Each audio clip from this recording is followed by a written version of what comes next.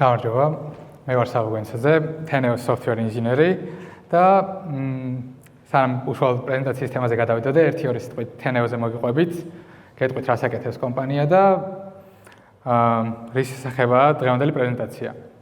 მოკლედ Teneo არის მსოფლიოში ერთ-ერთი ყველაზე ცნობილი API დოკუმენტაციების პლატფორმა და რამდენიმე წელია რაც ოპერირებს მსოფლიოს გარშემო, დაფუძნებული არის სან-ფრანცისკოში, თუმცა Teneos გუნდი ძირითადად შედგება ქართველი ინჟინერებისგან და მოკლედ Teneos გუნდი ცდილობს, რომ API დოკუმენტაციები უფრო პრეზენტებულ გახადოს საზოგადოებისთვის. თუმცა შეიძლება გაჩნდეს კითხვა, რომ რატომ არის ეგ საჭირო, ვინ გადაწყვიტა, რომ API დოკუმენტაციები უნდა იყოს პრეზენტებულ და ეს პრობლემა რეალურად მოდის იქიდან, რომ ინჟინერების უმეტესობას და ვინც აქ ინჟინერი ხართ, ალბათ თქვენს დამეთანხმებით, რომ ყოველთვის წააწყდება ხოლმე იმ პრობლემას, რომ სხვადასხვა დოკუმენტაციები, რაც თუნდაც ინტერნეტში არის განთავსებული ან რისი გამოყენება სამსახურებრივ გარემოში გვიწევს, არის საკმაოდ მოუწესრიგებელი და ძალიან ასე ვთქვათ, უბრალო. მე პირადად ჩემს ძველ სამსახურებში მქონია გამოცდილება და მინახავს API დოკუმენტაციები, რომლებიც Notepad-შია დაწერილი, რომელიც PDF-ში და Word-შია დაწერილი და ამასთან მუშაობა საკმაოდ არასასიამოვნო არის. ამიტომ Teneo-მ გააწყვიტა, რომ მიეცა API-ის წარმოებლებისთვის და იმ კომპანიებისთვის, რომლებიც API-ის ყიდის და არა მარტო, საშუალება, რომ თავიანთი API დოკუმენტაციები იმდენად გაელამაზებინათ და პრეზენტებულ გაიხადათ, რომ უფრო მარტივი ყოფილიყო მომხმარებლისთვის ამის მიტანა. ესაც შეეხება მთავარი პროდუქტი, თუმცა Teneo-მ ბოლო პერიოდში ასევე გააწყვიტა, რომ API ედიტორების ბაზარსაც მიწვდომოდა და გამოუშვა Swagger-like API ედიტორი, რომელიც აქტიურად იყენებს AI-ის ფიჩერებს. ანუ შეგვიძლია ვთქვათ, რომ დაახლოებით კურსორი არის API დოკუმენტაციებისთვის. და დღევანდელი ჩემი თემაც სწორედ ამ API ედიტორზე მუშაობისას შევისწავლე და ამიტომ მინდა რომ ის მცირე გამოცდილება, რაც ამ პროდუქტზე მუშაობისას მივიღე, გაგიზიაროთ. დღევანდელი ჩემი თემა იქნება Retrieval Augmented Generation-ი, ანუ ერთგვარი ხიდი, რომელიც გადებული არის AI-სა და ჩვენს ხელთ არსებულ ინფორმაციას შორის. პირველ რიგში წამოჭრათ მცირედი პრობლემა, რომელიც არსებობს და ეს პრობლემა არის ის, რომ დღესდღეობით რაღაც დოკუმენტაციები, რომლებიც კომპანიებისთვის არის internal, თუნდაც ჩემს კომპანიაში ის, რაც მხოლოდ ჩემმა კომპანიამ იცის და უამრავ კომპანიას გააჩნია ესეთი დოკუმენტაცია, რომელიც საჯაროდ ცნობილი არ არის. ყველა ეს დოკუმენტაცია და ინფორმაცია არ არის დიდი large language მოდელებისთვის ცნობილი.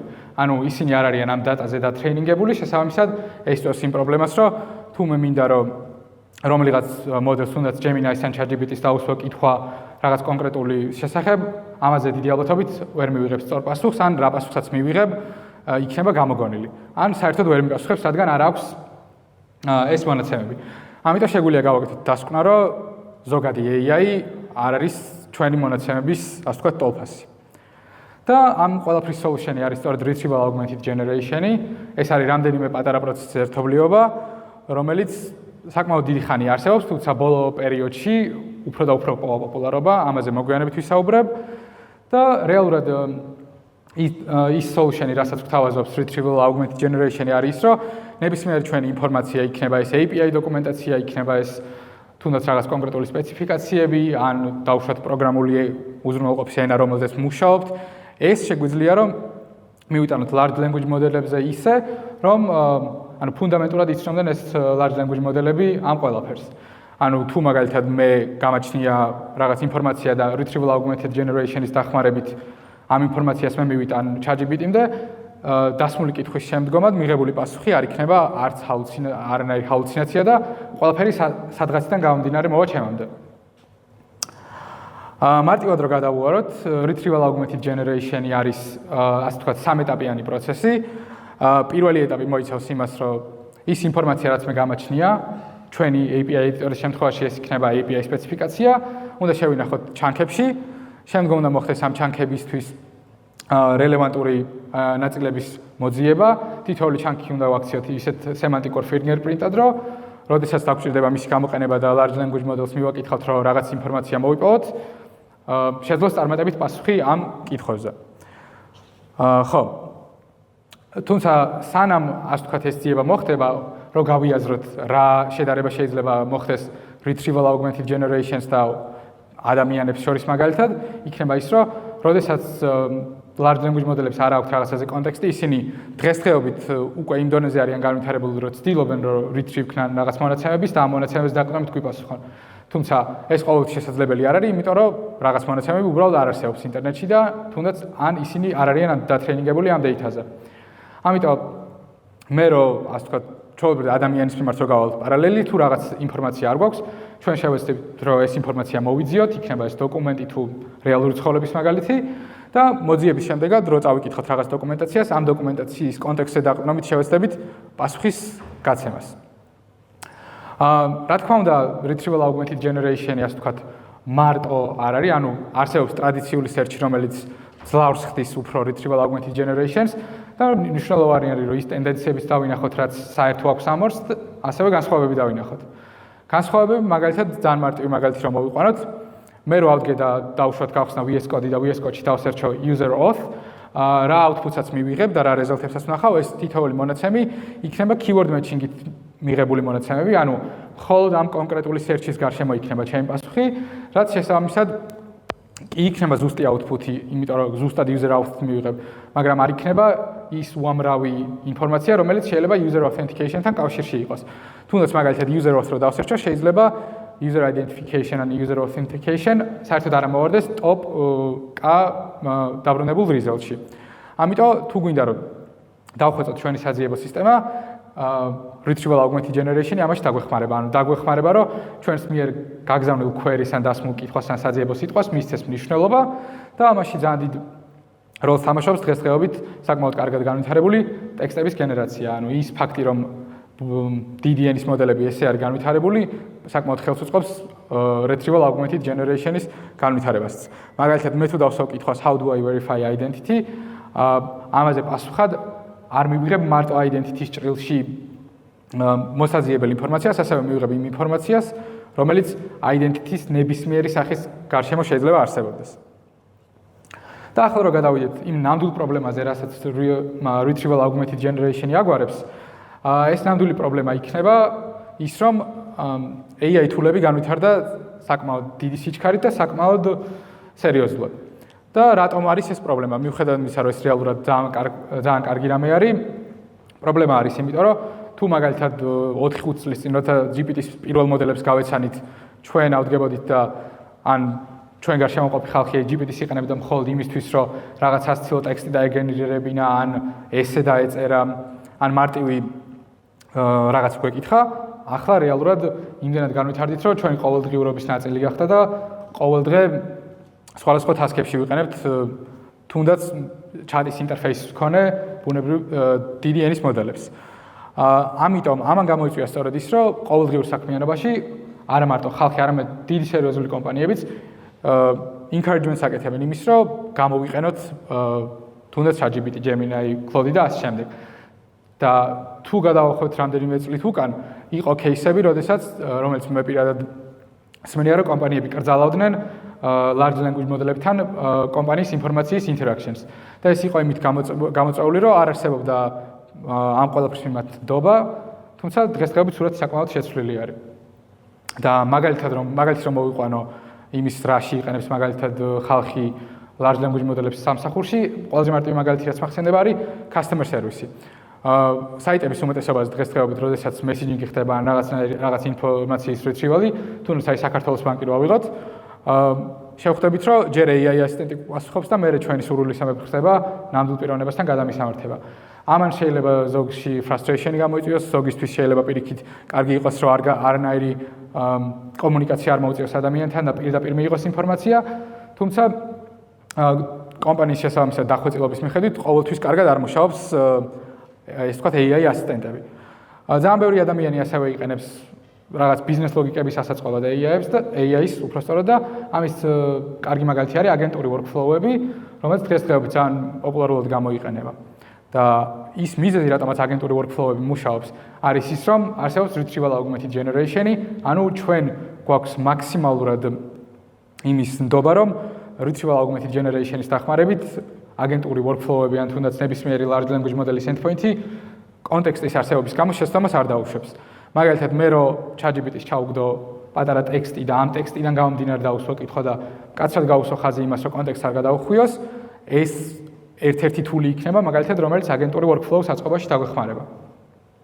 და ადრე ასევე იყო ძალიან მნიშვნელოვანი პრობლემა ის, რომ როდესაც მაგალითად კოდის წერა მიწევდა და გადაწყვეტი რომ ChatGPT-ს რაღაც მეკითხა, ყოველთვის ეგ კარგი solution-ი არ იყო, იმიტომ რომ GPT-4 არ მახსოვს ზუსტად რომელ წლამდე, თუმცა რაღაც X თარიღამდე იყო დატრეინინგებული მხოლოდ და არ არსებობდა რეალურად არანაირი მონაცემები რაღაც დროის მერე. შესაბამისად ეს იწვევდა იმ პრობლემას სწორედ, რაც ეგან ვახსენე და არის ჰალუცინაცია. ანუ GPT ცდილობდა რომ პასუხები გამოიგონა, იქიდან გამომდინარე რომ მას არანაირი პასუხი არ ჰქონდა. სამწუხაროდან ვიღაცამ შეიძლება თქვას, რომ რატომ არ დავარეტრეინინგეთ ეს მოდელები და რატო არ მოხდა ამის რეტრეინინგი, რომ მიგვეღო უფრო up-to-date ინფორმაცია. მაგრამ ეს იმდენად დიდ თანხებთან არის დაკავშირებული, რომ არ არის ოპტიმალური solution-ი, ასე ვთქვათ და ძალიან ბევრი $1,000,000 ამაში დახარჯვა არასწორია. სამისად სწორედ ამას აგვარებს ერთგვარად retrieval augmented generation-ი. ანუ იმის მაგივრად რომ ხელახლა დავატრეინინგოთ ყველა არსებული მოდელი, იმდენად კარგ კონტექსტს უქმნით და იმდენად დახვეწილი არის ვექტორიზაცია ან თუნდაც ორი ჩანქის ერთმანეთზე შედარება, რომ არ გვჭირდება ამ ყველაფრის განხორციელება და გვაქვს ბევრად მუშა ინტერფეისები. მოკლედ რო გადავუარო RAG-ის იმპლემენტაციას, რამდენიმე ეტაპად შეგვიძლია დავყოთ. პირველი არის ჩანქირება, რაც რეალურად მაგალითად Teneos case-ში არის ის, რომ გვაქვს ძალიან დიდი API სპეციფიკაცია, იყოს ეს თუნდაც 10,000 ხაზი და ხდება ჩანკირება, ანუ რაღაც ლოგიკურ ელემენტებად დაყოფა.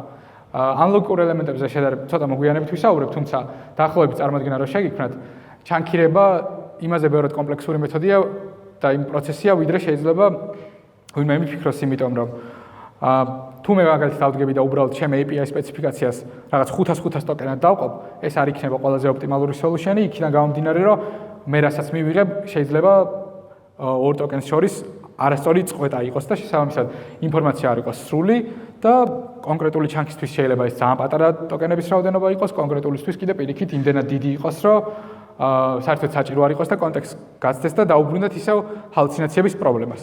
ანუ ჩანქირება ამის არიდებაში გვეხმარება.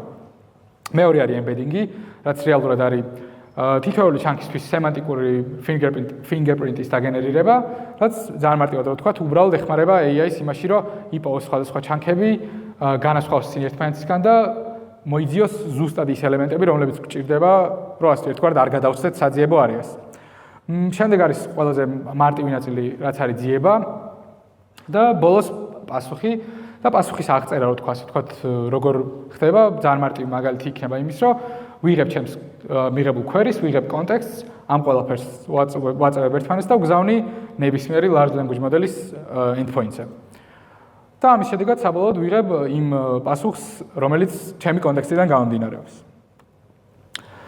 ჩანქირების სტრატეგიაზე რო გადავიდე, ეს დაახლოებით ის კოდი არის, რაც რეალურად ახლა ჩვენ Teneos API editors production-ზე არის და რადგან ნამდვილი მაგალითი არის, კარგად ავხსნი უფრო როგორ მუშაობს ჩვენ შემთხვევაში API დოკუმენტაციის ჩანქირება და უფრო კარგ წარმოდგენას შეიქმნით, რატომ შეიძლება იყოს ჩანქირება ძალიან კონკრეტული პროცესი კონკრეტული სფეროსთვის. მაგალითად, ჩანქირება თუნდაც კოდ ედიტორისთვის შეიძლება ბევრად სხვანაირი იყოს, ვიდრე ეს API ედიტორისთვის იქნება. პირველ რიგში ჩანქირებისთვის ჩვენ ვიყენებთ ძალიან მარტივ ლოგიკურ approach-ს. თითოეული endpoint-ი, რომელიც დოკუმენტაციაში გვხვდება, წარმოადგენს ერთ chunks. თუმცა იმის გამო, რომ ზოგადად არსებობს უზარმაზარი API დოკუმენტაციები, ეს შეიძლება ყოველთვის არ იყოს კარგი approach-ი, ამიტომ თითოეული endpoint-ი კიდევ შეიძლება დავყოთ პატარ-პატარა chunk-ებად. და ეს იმ მიზანს ემსახურება, რომ როდესაც მე API-ზე ვეკითხები large language models რაღაცას, მე მჭირდება ზუსტი ინფორმაცია, რადგან თუ იმან სიტყვაზე ერთი პარამეტრიც კი არასწორად მოიტანა ჩემამდე, მაგალითად email-ის type-ი მითხრა რომ არის string-ი და რეალურად რატომღაც იყოს სიტყვაზე int-ი, მე როდესაც request-ს გავგზავნი მივიღებ errors და ეს, რა თქმა უნდა, ჩემ flows, სამუშაო flows შეანელებს და არ იქნება სწორი მიდგომა. ამიტომ იმისთვის რომ ძალიან აკურატული იყოს ეს, გარდა იმისა, რომ თითოეული endpoint-ის გატანება ხდება ამ endpoint-ების ან რამდენიმე ეტაპებად ჩაშლა, ან გაერთიანება. ამის მარტივი მაგალითი იქნება ის, რომ თითოეული chunk-ი ასევე შეიძლება იყოს სქემა, პარამეტრი და response-ი. გარდა მაგისა, არ ვიცი რამდენად კარგად ჩანს, მაგრამ აქ რო წერია chunks წერტილი push, მან ერთ-ერთი ნაწილი რაც პასუხს აგებს ინფორმატიულობაზე არის ის, რომ თითოეულ ჩანკს მიუხედავად იმისა, რაც წარმოადგენს ეს ჩანკი გააჩნია მშობელი მეთოდის ფუნქცია, ანუ როგორი ოპერაცია არის, ეს არის ფუთი, პოსტი თუ ასე შემდეგ და ასევე გააჩნია ის პათი, რომლის შვილობილიც არის. და ეს არის სწორედ ის, რაც უზრუნველყოფს იდეალურად ზუსტ პასუხებს. ამის მერე ხდება ემბედინგების გენერაცია, რომელიც საკმაოდ challenging task-ი არის, როდესაც ბრაუზერ აპლიკაციებთან გვაქვს შეხება და ისეთ ბრაუზერ აპლიკაციებთან მით უმეტეს რომელშიც სერვერისადმი არ უნდა გაიგზავნოს არანაირი ინფორმაცია, რადგან მოგეხსენებათ, რომ API დოკუმენტაციები ერთ-ერთი ყველაზე სენსიტიური რამ არის, იმის გამო, რომ მე თუ internal API დოკუმენტაცია მაქვს და ამის exposure მოხდა საზოგადოებაზე, შეიძლება ვიღაცამ მოტყუებით რაღაც ინფორმაცია მოიპოვოს ჩემ კომპანიაზე, რაც რა თქმა უნდა კომპანიას დააზარალებს. ამის გამო ემბედინგების გენერაციისთვის ვიყენებთ Xenos ბიბლიოთეკას, რომელიც არის lightweight ბიბლიოთეკა TypeScript და JavaScript ენებისთვის და ცხადია ემბედინგების გენერაცია იმის გამო, რომ ძალიან მძიმე ოპერაცია არის, ვიყენებთ ქეშირებას. და ქეშირება არის ის, რაც ძალიან ოპტიმალურ სასტრაფს ხდის ჩვენი ედიტორის გამოყენებას, იმ გაგებით, რომ თუ მე მაგალითად ედიტორი ჩემი API დოკუმენტაცია ავიღე და დაახლოებით ყველაზე 2 საათი არანაირი ცვლილება არ შემიტანი ამ დოკუმენტაციაში არ არსებობს რეალურად არანაირი მიზეზი, რომ ხელახლა გავაკეთო ვექტორიზაცია, ხელახლა მოვახდინო ამ performance-heavy ოპერაციის ჩატარება. ამის გამო ხდება მოკლედ ქეშირება და თუ შევამოწმოთ, რომ აი რაღაც მონაცემი დაქეშილი არსებობს, მე აღარ მაქვს არანაირი საჭიროება იმის, რომ ხელახლა გავაკეთო ეს. ყველაფერი ამ API ედიტორში ხდება ბრაუზერის მხარეს, რაც იმიტომ არის მნიშვნელოვანი, როგორც ვახსენე, რომ secure იყოს ყველაფერი და ეს ყველაფერი ცხადია უნდა ხდებოდეს ჩუმად. ანუ ამან არ უნდა იქონიოს არანაირი გავლენა მომხმარებლის user experience-ზე. როგორც კი თქვენ ჩვენ საიტზე შეხვალთ, background-ში ხდება ძალიან პატარა large language model-ის download-ება, რომელიც უზრუნველყოფს ჩვენი API დოკუმენტაციების ვექტორიზაციას. და თქვენ სანამ იქამდე მიხვალთ საერთოდ, რომ code with AI option-ი აირჩიოთ, უკვე ყველაფერი გაკეთებული არის თქვენთვის. თუმცა რა მოხდება თუ მცირედ მოდიფიკაციას without text-ის? ამ შემთხვევაში მოხდება ის, რომ მხოლოდ იმ პატარა ნაწილის რევექტორიზაცია მოხდება, სამისად ძალიან lightweight ოპერაცია იქნება და არანაირი გავლენა არ იქნება ოპტიმალურობაზე და user experience-ზე. და საბოლოოდ ემბედინგები გვეხმარება იმაში, რომ დავიდეთ იმ შედეგამდე, რასაც გვინდა რომ მივაღწიოთ. ანუ მსგავსი ვექტორები საბოლოოდ ჩვენთვის უდრის მსგავს პასუხებს. ანუ მაგალითად რაღაც ერთი კონკრეტული იდეა იმით იქნება, იმდენად იქნება ახლოს მეორესთან, რამდენადაც მათ ამ ორი იდეის ვექტორები არის ერთმანეთთან ახლოს. და ეს ვექტორები არის 390 განზომილებიანი ვექტორები, რომლებიც ცხადია თითოეულ განზომილებაში რა ხდება წარმოქმნა არ გვაქვს. თუმცა ერთობლივად ეს large language model-ების საკომუნიკაციო არის და ის ტექსტი რაც არსებობს და ის API დოკუმენტაცია ჩვენ შემთხვევაში მათემატიკურად გასაგები ოპერაციები ხდება დიდი ენის მოდელებისთვის. ეხლა რო გადავიდეთ ვექტორულ ძიებაზე, რომელიც ზედაპირულად რო ვთქვა, არ მოიცავს მარტო ვექტორულ ძიებას, ანუ ინფორმაციის retrieval-ი ჩვენს აპლიკაციაში ხდება საკმაოდ სიღრმისეულად და retrieval augmented generation-ში საკმაოდ კარგი სტრატეგია არის ეს, რადგან რაღაც ჩანკების დაზოგვას და რაღაც კონკრეტული ეტაპების ოპტიმიზაციას უზრუნველყოფს ეს. მაგალითად, მე თუ ავდგები და დავუსვა რაღაც კითხვას API editors, იმ მომენტში, როდესაც ეს კითხვა დაისმევა, ეს კითხვა ამ კითხვის ეს query გადაიქცევა ცალკე ვექტორად და შემდგომ ეს ვექტორი იქნება ზუსტად ის ვექტორი, რომელიც უნდა ავდგეთ და შევადაროთ იმ ვექტორებს, რომლებიც უკვე ვექტორიზებული არის ჩვენს მონაცემთა ბაზაში. ამ შედარების შემდეგად ხდება ყველაზე ცნობილი შედარების ოპერაცია, ასე ვთქვათ, ორ ვექტორს შორის ვითვლით კუთხეს, ამ კუთხის კოსინუსს ვითვლით და ვიღებთ იმ top k elements, რომლებმაც ყველაზე დაბალი output-ი დაგვიბრუნა. ანუ რაც უფრო დაბალი არის ორ ვექტორს შორის კუთხე, მით უფრო იდეურად ახლოს არის ეს ვექტორები ერთმანეთთან. ანუ ჩვენ რეალურად ვეძებთ query-ს და ამ query-ს შესაბამის ყველაზე კარგ ვექტორებს. თუმცა აღსანიშნავია ის, რომ ეს ყოველთვის კარგი და სწორი მიდგომა არ არის და ეხლა მოვიყვან იმ кейსებს, როცა ეს კარგია და როცა სხვა რამ ჯობია. მაგალითად, მე თუ ავდგები და API editor-ში შევალ და დავსვავ კითხვას, რომელიც არ მოიცავს არანაირი API worthy keywords და იქნება ზოგადი კითხვა, მაგალითად, რა response-ებს აბრუნებს authentication-ის endpoint-ი. მიუხედავად იმისა, რომ ეს ცხადია იდეიდან გამომდინარე API-სთან დაკავშირებული კითხვა არის. ბოლომდე API-სთან დაკავშირებული კითხვა არ არის, რადგან მე გამოვიყენე სიტყვები და არა ის კონკრეტული keyword-ები, რომლებიც შეიძლება API-ში არსებობდეს. შესაბამისად, როცა მე ამას დავსერჩავ, აქ მოხდება სემანტიკური ძიება. მაგრამ რა მოხდებოდა მაშინ, თუ მე დავსერჩავდი კონკრეტულად მაგალითად მითხარი ინფორმაცია pet endpoint-ის შესახებ, რომლის ოპერაციაც არის put-ი. აქ უკვე ორი API specific სიტყვა გამოიკვეთა, იქნება ეს /pet-ი, რომელიც endpoint-ის დაბოლოება არის და ასევე put-ი, რომელიც ოპერაციის თეგი არის, ასე ვთქვათ. როცა ამას დავსერჩავ მე, მაშინ შემოდის უკვე ეურისტიკული სერჩი, რაც პირდაპირ ადგება და რაც რამდენიმე სლაიდის წინ ვახსენე, keyword matching-ს იწყებს და ზუსტად იმ ჩანქებს ეძებს, რომლებშიც ეს keyword-ები მონაწილეობენ. მაგრამ გარდა ამისა ცხადია, უნდა გავატანოთ კონტექსტში სემანტიკურად ახლო ჩანქებიც და ეს დაგვეხმარება იმაში, რომ ჩვენ მიერ დაბრუნებული ინფორმაცია მაქსიმალურად აკურატული იყოს სემანტიკურადაც და კონკრეტული keyword matching-ითაც. ასევე ეს შეგვიძლია გავაერთიანოთ path specific search-თან, ანუ მაგალითად თუ დავინახე რომ მომხმარებელმა რაღაც კონკრეტული path-ი გამოიყენა, რომელიც დაუშვათ ცალკე მაქვს გლობალურად გატანილი კონკრეტული დოკუმენტაციისთვის, ძალიან მარტივად შემიძლია მოვიპოვო ფაქტობრივად 0 მილიწამში ის ყველა ჩანკი, რომელიც ამ endpoint-ს მოიცავს. რაც არის რეალურად სწორედ ის, რაც აჩქარებს ამ ედიტორის გამოყენებას. და ასევე ყველაზე მნიშვნელოვანი ნაწილი, რომელიც გვეხმარება, რომ ესეთ სენსიტიურ საკითხში რაც გვეხმარება, რომ კონტექსტი არ დავკარგოთ, არის reference expansion-ი, რაც არის მიდგომა, რომელიც შემდეგნაირად ფორმულირდება.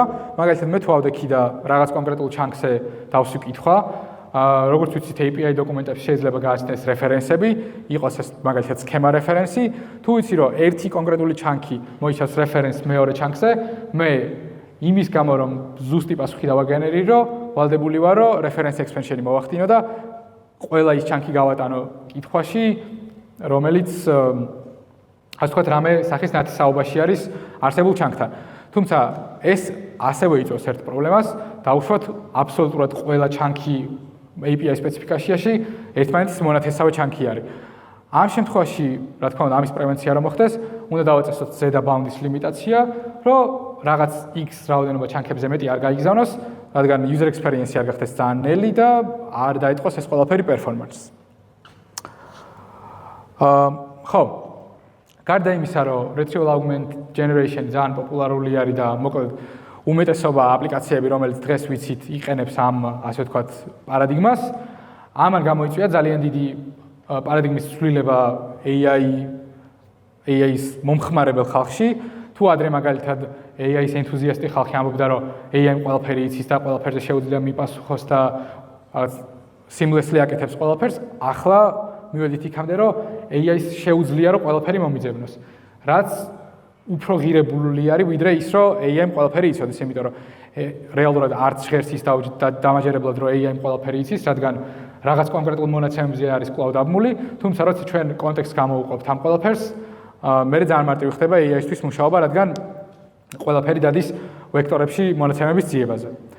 ამის გარდა აღსანიშნავია ის, რომ retrieval augmented generation-ის განვითარებამ შეუწყო ისეთი მნიშვნელოვანი და მზარდი თულების განვითარებას, როგორიცაა კურსორი და მაგალითად თუნდაც ამ ჰაკათონის სპონსორი Lovable, ეს ორი თული heavily ეყრდნობა retrieval augmented generation-ს, იმიტომ რომ მათმა ინჟინერებმა მოახერხეს ის, რასაც ვერ მოახერხებს ალბათ ინჟინერების ძალიან დიდი პროცენტულობა, მაგალითად 99%, იმიტომ რომ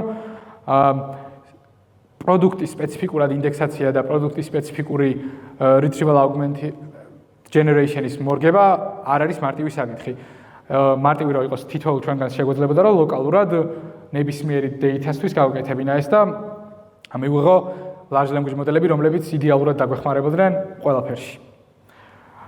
და სანამ დავასრულებდეთ დღევანდელ პრეზენტაციას, გაჩვენებთ Teneo-ს ახალ პროდუქტს და გაჩვენებთ retrieval augmented generation-ს action-ში, ასე ვთქვათ. საიტზე როცა შევალთ, უყურებთ ფაქტობრივად Swagger-ის მსგავს ინტერფეისს, სადაც გვაქვს API დოკუმენტაცია, რომელიც რა თქმა უნდა შეგვიძლია თქვენით ატვირთოთ, მაგრამ ასევე შეგიძლიათ რომ დააგენერირებინოთ ეს AI-ს ან გამოიყენოთ example API დოკუმენტაცია.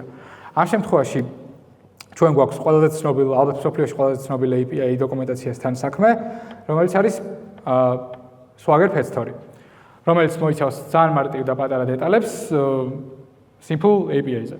მოკლედ, ახლა თუ მარჯვნივ თუ დავაკვირდებით, გვაქვს რამდენიმე endpoint-ი, მაგალითად pet endpoint-ი, რომელშიც არის put, post, get ოპერაციები, უამრავი ოპერაცია და თითოეულ ოპერაციას აქვს ჩაშლილი დეტალები request-ების შესახებ, response-ების შესახებ და აი მაგალითად ამ ოპერაციას გააჩნია 200, 400, 404, 422 და default error კოდები. რო გავტესტოთ მოკლედ ჩვენი code with AI და retrieval augmented generation-ი ვნახოთ action-ში, შეგვიძლია დავუსვათ ამ კონკრეტული endpoint-ის მიმართ რაიმე შეკითხვა. თუმცა გარდა იმისა, რომ retrieval augmented generation-ი რაღაც კითხვების მოპოვებაში გვეხმარება, ასევე მნიშვნელოვანია აღვნიშნოთ, რომ retrieval augmented generation-ი გვეხმარება API-სთან ისე მუშაობაში, როგორც კურსორი ამუშავებს ხალხს კოდთან. ანუ ასევე გვაქვს composer ფუნქციონალი, რომელიც რომ არა retrieval augmented generation-ი ფაქტობრივად ვერ იმუშავებდა. აი მაგალითად მოიცა, გავადიდეთ ცოტას. თუ კითხავ რა error response კოდები გააჩნია ერთ-ერთ endpoints.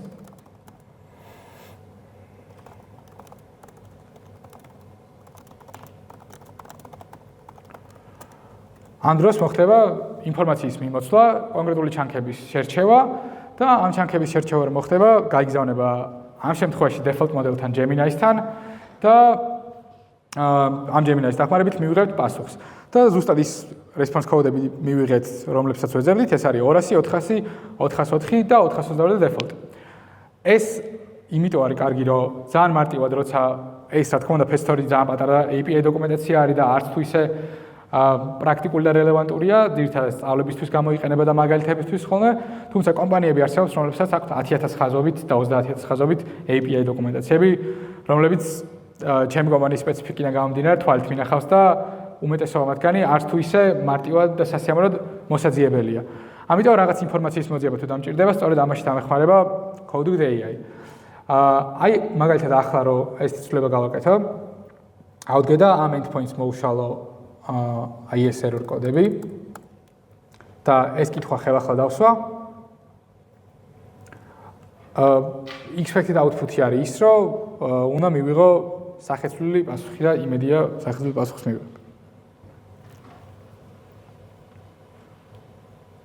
კი ბატონო, მარტო 200 დავტოვე და დაბრუნდა, რომ ინფორმაციის ცვლილების შედეგად მოხდა ჩანქების ცვლილება და ამ ჩანქების ცვლილებამ გამოიწვია ის, რომ ინფორმაცია არის ყოველთვის up to date და არ იქნება ჩამორჩენილი real time API დოკუმენტაციას.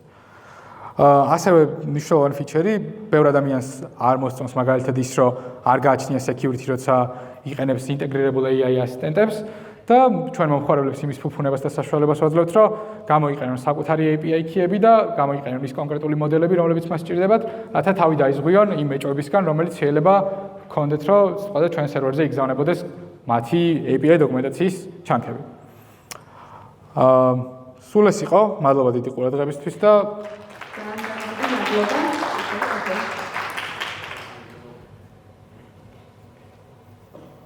გამარჯობა, საინტერესო მოგობა. შეგვიძლია ერთგულს დავუბრუნდეთ თვითონ თემას, მაინტერესებს შემოთათ როგორ მოძებნის response-ში რამდენი თუ არსებობს რაღაც keys თუ ეცეთა. კი ბატონო, მოდი გავხსნი და რომელი endpoint მიგვუნებს ინფორმაციას სკოლის სახელით, ასე გავს. ოკეი, მოდი ვკითხოთ. შესაძლებლობები თუ აქვს როგორ თქვი კითხვა? რომელი API endpoint მიგვუნებს ინფორმაციას სკოლის სახელით. ოკეი. თუ არსებობს ეგეთი endpoint, რაც ალბათ უნდა არსებობდეს ამ დოკუმენტაციაში, ნახავთ შედეგს.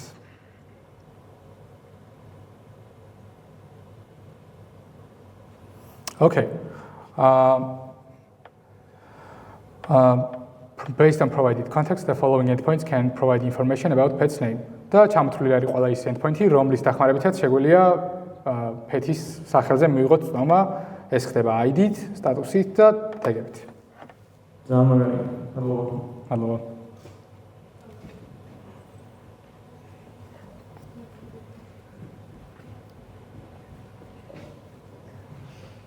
გამარჯობა. საინტერესო პრეზენტაციისთვის.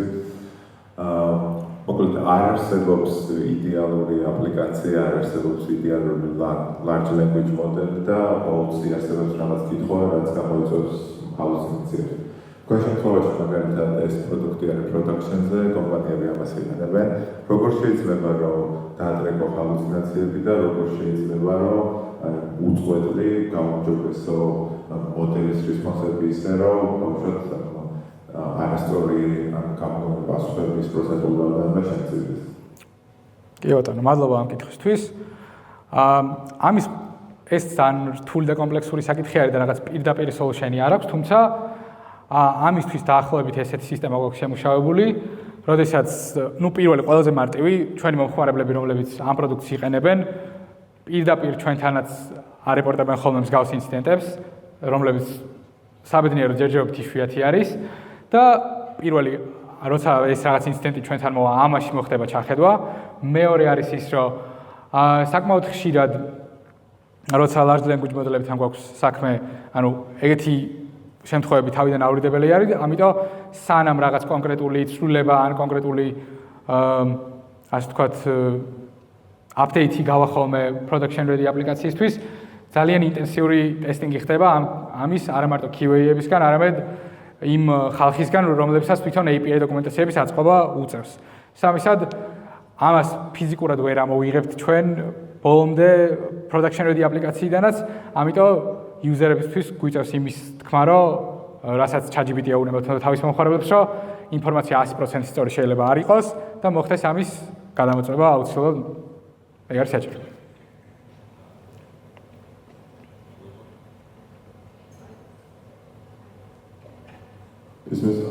მადლობა.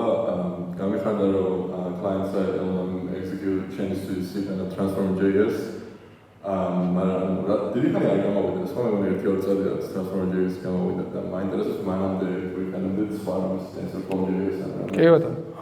კეთყვი ახლა ეს ედიტორი სულ რაღაც ალბათ 2 თვეა რაც გამოვიდა და მაგ მხოლოდ ამ ედიტორში გვაქვს რეალურად client side ბიბლიოთეკა გამოყენებული. მანამდე ჩვენ უშუალოდ საიტზე პლატფორმაზე რა თქმა უნდა გვაქვს AI ასისტენტი და თენა იყო ერთ-ერთი პირველი კომპანია, რომელსაც სანამ ChatGPT არსებობდა, ქონდა საკუთარი large language model-ი, რომელიც დატრეინინგებული იყო API დოკუმენტაციებზე და იმ large language model-ის სახმარებით ხდებოდა კითხვებზე პასუხის გაცემა, თუმცა GPT-ს გამოსვლის მერე ამის ტრანსფორმაცია მოხდა. მადლობა. კიდევ კითხვები? ოკეი, მას შეგვიძლია დავასრულოთ. ძალიან მადლობა დიდი.